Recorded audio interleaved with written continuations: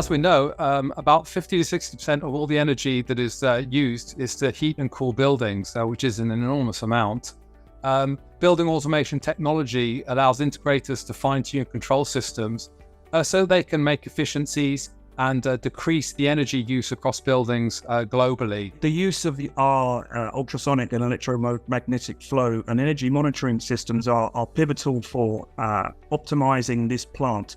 If you have a large 500 kilowatt heat pump, for example, if this is running over capacity by maybe only 5 to 10%, the running costs are considerably higher, and we can help to get the optimization engineers to reduce that running capacity.